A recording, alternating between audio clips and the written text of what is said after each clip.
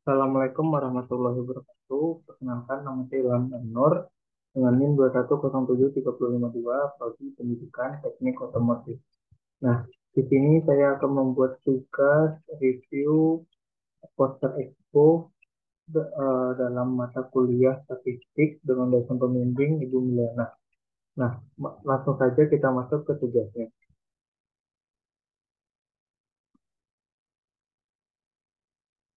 Yang pertama, eh, pada poster itu posternya dengan judul Pemanfaatan Canva eh, untuk edukasi untuk meningkatkan keterampilan guru fisika di pesisir selatan dalam mengembangkan media pembelajaran inovatif. Perkenalannya atau introduksinya,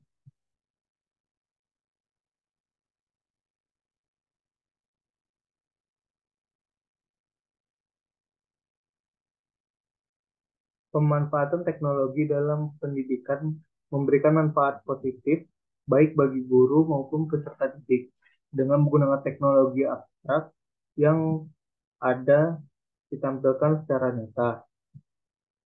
Tidak terkecuali dalam pembelajaran fisika, pemanfaatan teknologi sangat penting untuk mengembangkan media dan pengajaran yang inovatif. Pengembangan TIK dalam pembelajaran telah melahirkan berbagai macam aplikasi yang dapat digunakan untuk menciptakan pembelajaran yang inovatif. Salah satu aplikasi yang digunakan untuk mengembangkan pembelajaran medianya adalah Canva. Kementerian Pendidikan dan Kebudayaan telah memberikan fasilitas dengan akun belajar@belajar.id untuk mengakses premium aplikasi Canva dengan program Canva for Education. Bimbingan teknis pembuatan media pembelajaran inovasi menggunakan Canva untuk edukasi dilakukan untuk meningkatkan kemampuan guru MGMP eh, Fisika Kabupaten Pesisir Selatan dalam membuat dan mengembangkan media pembelajaran inovatif dengan tujuan meningkatkan kompetensi guru MGMP Fisika Kabupaten Pesisir Selatan dalam eh, membuat membuat media pembelajaran inovatif. Nah, di sini menggunakan 7 metode, yaitu partner eh, situation and need analysis, activity planning, implementation of technical assistance. Terus yang keempat ada independent activity test at a school. Yang kelima ada monitoring and evaluation. Yang keenam ada implement implementation of technical assistance to. Terus yang terakhir ada exploration and collection of final test and output. Nah, untuk diskusi tersebut peningkatan kompetensi peserta terlihat dari penilaian peningkatan nilai present dan proses proses dan proses peserta. Nah, di sini ada tabel analisis statistik deskripsinya. Lalu di sini juga ada statistik untuk pengaruh bantuan teknis terhadap guru. Lalu kesimpulan pada poster ini, pengetahuan dan kemampuan guru fisika MGMP Pesisir Selatan mengalami peningkatan sebesar 31,25% dalam pembuatan video edukasi dan e-modul menggunakan aplikasi Canva for Education dengan bantuan akun @belajar.id. Menurut kegiatan bimbingan teknis yang telah dilaksanakan, sebanyak 90% peserta merasa puas dengan terlaksananya kegiatan PKM ini. Hal ini menunjukkan bahwa peserta memperoleh manfaat dari kegiatan ini ketika melakukan kegiatan pembelajaran. Lalu kita masuk ke poster yang kedua.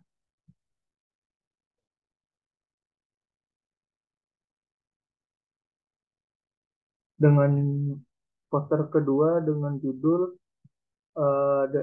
the effect of curcum curcum on intellect 10 level after high intensity intensity intensity physical uh, exercise. Dengan background yang pertama latihan fisik intensitas tinggi seperti melatih ketahanan menyebabkan kekurangan energi dan kerusakan otot. Lalu yang kedua ada kerusakan otot akibat olahraga ditandai dengan ketidakstabilan dari nyeri otot. Lalu yang ketiga,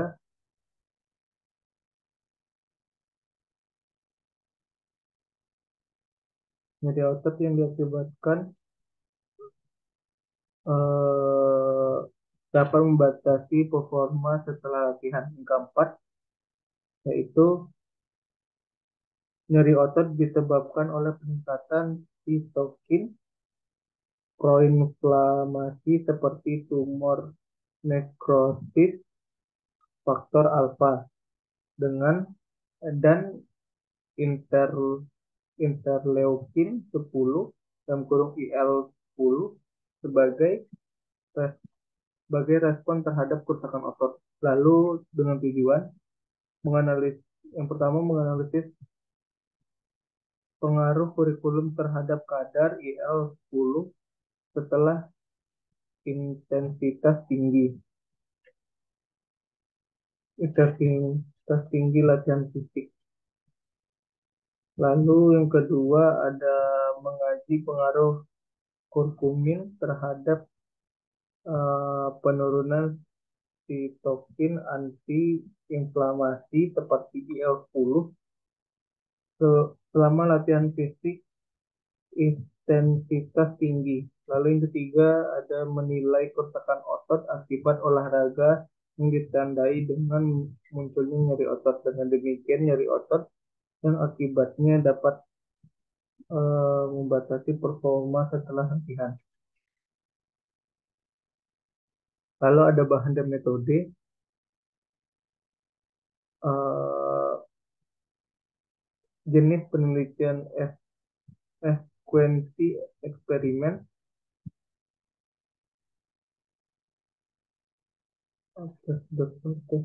Pelatihan. Populasi penelitian adalah 122 siswa. Sampel yang diambil berjumlah 20 siswa dengan menggunakan teknik purposive sampling sesuai dengan kriteria inklusi. Dua kelompok 10 siswa dalam kelompok tes. Sampel penelitian diberikan intervensi. Kelompok 1 diberikan plus berupa kapsul kosong, dengan kelompok 2 diberikan gen curcumin dengan dosis 400 mg. Intervensi diberikan setelah pengambilan sampel darah pretest. Pengambilan sampel darah untuk mengukur kadar IL-18 dilakukan sebanyak 3 kali. Pretest dilakukan 24 jam setelah latihan ketahanan, dan proses dilakukan 24 jam setelah memberikan krimin oleh tenaga medis. Kadar IL-18 diukur menggunakan metode ELISA di labor analisis data menggunakan uji T berpasangan. Kelompok yang diberikan bukan. Lalu langsung ke solusi, pemberian kurkumin dosis 400 gram setelah olahraga intensitas tinggi dapat meningkat kadar IL-10, peningkatan kadar 11 sampai 12, yang merupakan sitokin antiinflamasi berpotensi mengendalikan peradangan yang tidak terkontrol setelah berolahraga. Jadi sifat antiinflamasi inflamasi pada kurkumin punya berpotensi mengurangi nyeri otot pasca latihan, mengurangi intensitas PET setelah latihan. Intensitas tinggi diperlukan untuk mendukung fungsi tempat tidur.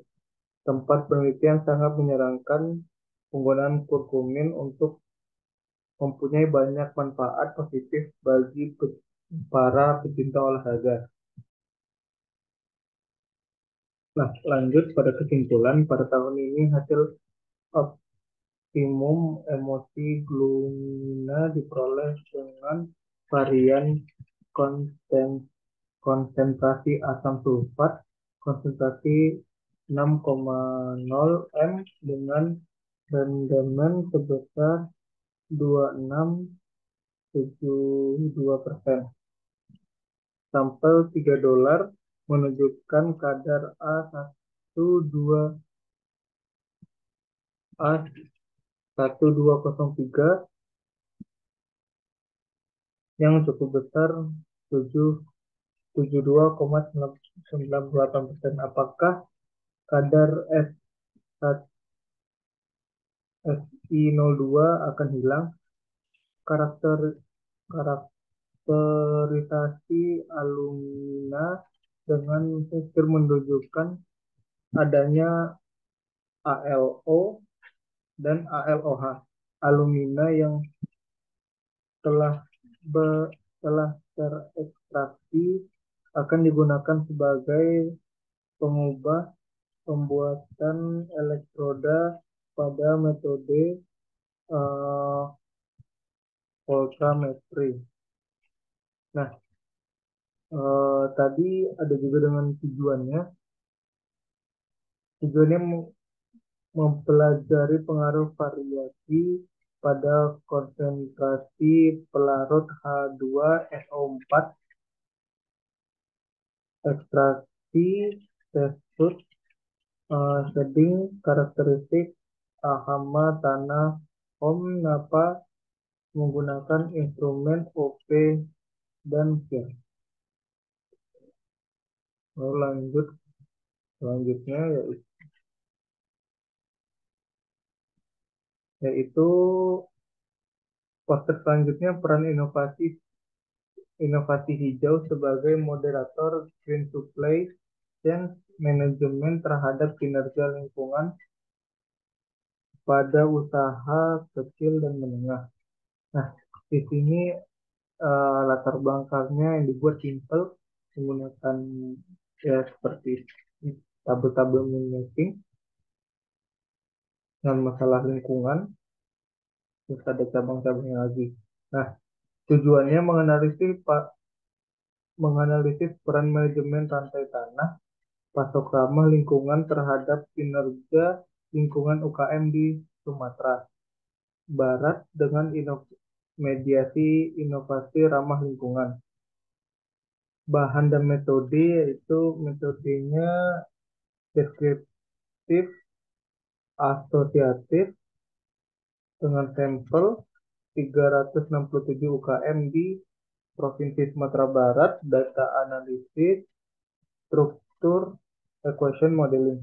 Nah, kesimpulannya, UKM perlu mengidentifikasi indikator-indikator utama keberhasilan implementasi dan indikator-indikator lain yang memerlukan perbaikan lebih lanjut dan secara strategis meningkatkan indikator-indikator atau praktik-praktik yang mungkin dilakukan untuk menerapkan GSCM yang efektif dan inovasi ramah lingkungan.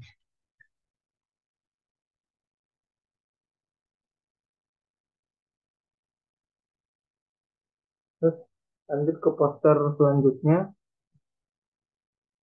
yaitu pelatihan peningkatan kompetensi manajemen utama untuk mempersiapkan akreditas sekolah bermutu. Latar belakangnya, peringkat. Nah, langsung kita masuk pada tujuan. Pelatihan tersebut bertujuan untuk meningkatkan wawasan, pemahaman, dan keterampilan Kepala SMP Kabupaten Sumatera Barat, Pasaman Barat dalam menjalankan peran sebagai manajer sekolah yang menjalankan fungsi kepemimpinan dan menimbul dan manajemen sekolah sehingga mutu proses dan hasil pendidikan di sekolah meningkat. Nah, pada hasil dan diskusi, keberhasilan pelatihan ditentukan oleh hasil perbandingan pretest dan PAMES. Pretest dilakukan untuk mengukur pemahaman dan kemampuan awal kepala sekolah dalam manajemen sekolah. Proses diberikan untuk mengukur peningkatan pencapaian, peningkatan wawasan, pemahaman, dan keterampilan sekolah. Setelah diberikan pengalaman belajar eh, dengan materi pelatihan. Proses ini juga digunakan sebagai ukuran dalam menentukan efektivitas pelatihan. Rata-rata tingkat kompetensi yang dicapai kepala sekolah dalam eh, sekolah pada saat tes adalah 52,17%. Mayoritas kepala sekolah nilai pada interval 48 hingga 58. Hanya dua kepala sekolah yang mampu. Nah, lalu masuk pada proses selanjutnya, yaitu analisis peristiwa berkelanjutan berbasis modal sosial dan peristiwa berbasis masyarakat di Sumatera Barat. Latar belakangnya, sektor pariwisata merupakan salah satu penggerak perekonomian yang signifikan karena manfaatnya mampu memberikan devisa negara yang cukup besar, memperluas kesempatan kerja, dan memperluas budaya negara. Tentram Turtom telah menjadi salah satu sektor strategis Indonesia untuk mendorong pertumbuhan ekonomi nasional dan merupakan sebuah bisnis yang signifikan dengan fokus pada pembangunan pariwisata berkelanjutan. Peraturan Daerah Sumatera Barat Nomor 14 Tahun 2019, Rencana Induk Pengembangan Pariwisata Provinsi Sumatera Barat tahun eh, 2014 sampai 2026. Modal sosial dan pariwisata berbasis komunitas atau CET tidak dapat diabaikan karena mempunyai implikasi penting bagi pembangunan pariwisata berlanjutnya. Nah, tujuannya yaitu adalah menganalisa model Cirium berkelanjutan dilihat dari faktor modal sosial dan pariwisata berbasis komunitas di Sumatera Barat.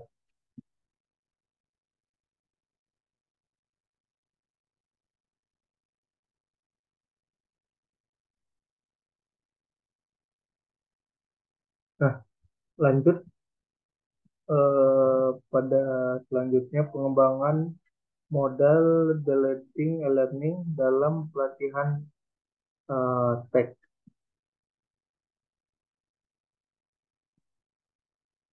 Latar belakangnya, kemahiran dalam ulang teknologi informasi dalam proses memenangkan adalah cinta dengan kurang dari 50%. Pak Dr. Adu memiliki kompetensi ICT kota UNESCO 4 tingkat tahap penerapan seleksi ICT pendidikan mampu menggunakan ICT tahap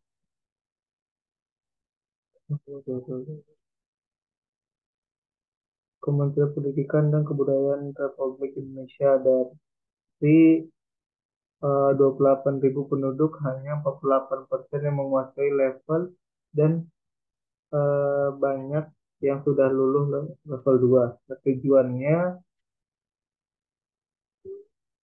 nah pada tabel tujuan itu memiliki tabel, yaitu tabel Simple analisis kebutuhan pelatihan untuk kesetaraan tutor li- reduction. Pada kesimpulannya, eh, touch dan the touch dan kurung kualitas pengajar pendidikan kesetaraan kompetensi inti tutor berada model pembelajaran Gilded yang digunakan dalam taking spesialis Kortentif menampilkan proses penyelesaian masalah melalui menggunakan penggunaan materi video dan penerapan standar eh, operating procedure atau SOP. Nah, kesimpulannya eh, penerapan model pembelajaran campuran ini merupakan langkah penting dalam strategi memberikan pengalaman belajar yang adaptif dan efisien kepada peserta. Lanjut Selanjutnya yaitu pengembangan perangkat pembelajaran berbasis proyek dalam lingkungan berorientasi jaringan dengan penekanan higher order thinking styles atau HOTS untuk meningkatkan keterampilan abad 21 mahasiswa pada mata kuliah pengantar kewirausahaan. Nah, latar belakangnya institusi pendidikan setempat dalam merancang mata kuliah kewirausahaan harus selalu menyesuaikan diri dan menyelaraskan dengan peluang dan tuntutan zaman. Sejauh ini tampaknya desain mata kuliah kewirausahaan tidak beda secara signifikan dengan mata kuliah lainnya. Dan sistem pembelajaran inovatif harus menonjol dalam jumlah sesi yang didedikasikan untuk mencegah masalah berdasarkan kondisi dan tantangan dunia nyata. Namun desain mata kuliah tersebut masih gagal karena menyampaikan materi oleh dosen cenderung dominan. Dosen sering kali mengambil peran one man show sehingga menimbulkan permasalahan yang menjadikan mahasiswa semakin pasif dan memerlukan kreativitas serta kemampuan berpikir kritisnya. Manfaat lain dari penelitian ini adalah membangun kreativitas siswa dalam pembelajaran berbasis TOBI dengan menggunakan pendekatan Minang Entrepreneur Blogger, siswa akan lebih terlibat dalam proses pembelajaran. Topik penelitian ini juga selaras dengan rancangan pelaksanaan penelitian Universitas Negeri Padang RP tahun 2020-2024, di mana salah satu penelitiannya adalah layanan pembelajaran digital dengan fokus pada media dan sumber belajar pada revolusi industri keempat yang khusus Tapi permasalahan tersebut, pengembangan model dan metode pembelajaran.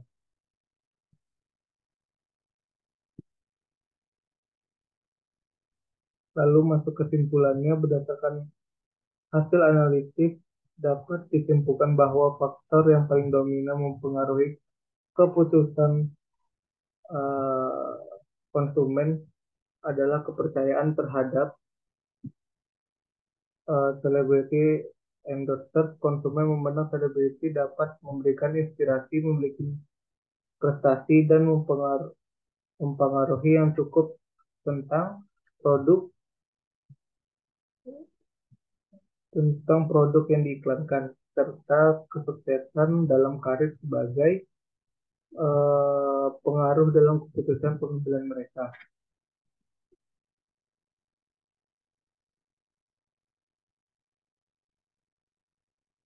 Lalu selanjutnya atau yang terakhir, program kemitraan masyarakat peningkatan efisiensi kerja panitia pada proses pasca panen dengan inovasi mesin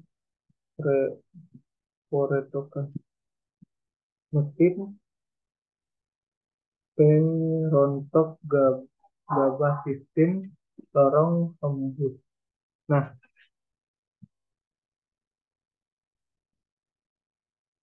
pada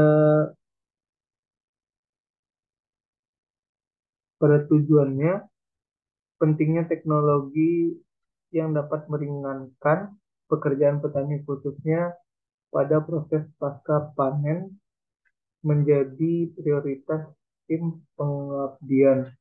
Nah, lalu masuk ke con- conclusion. Pelaksanaan pengabdian kepada masyarakat telah dilaksanakan terhadap masyarakat layaknya sasaran, halayaknya sasaran. Dalam pelaksanaan tujuan kegiatan telah tercapai dari evaluasi yang dilakukan setelah terjadi peningkatan pengetahuan masyarakat di kenegarian Lingkuang Lingkuang Aur Timur telah Timur untuk memanfaatkan teknologi pada penangganaan padi pada pasca panen. Peningkatan penilaian ekonomi yang dihasilkan diharapkan dapat meningkatkan kesejahteraan masyarakat yang ada di kenegarian Lingkuang Aur Timur. Nah, pengungkapannya tim pengabdian penyampaian penyampai, menyampaikan tim pengabdian menyampaikan penghargaan yang tinggi dan terima kasih kepada Lembaga Penelitian dan Pengabdian Masyarakat eh, Universitas Negeri Padang yang telah mendanai kegiatan dengan nomor kontrak 2053 garis garis miring UN 35.15 garis miring PM garis miring 2023. Nah, sekian eh, tugas review poster pada Expo Universitas Negeri Padang. Apabila ada salah kata, mohon dimaafkan. Sekian dari saya. Wassalamualaikum warahmatullahi wabarakatuh.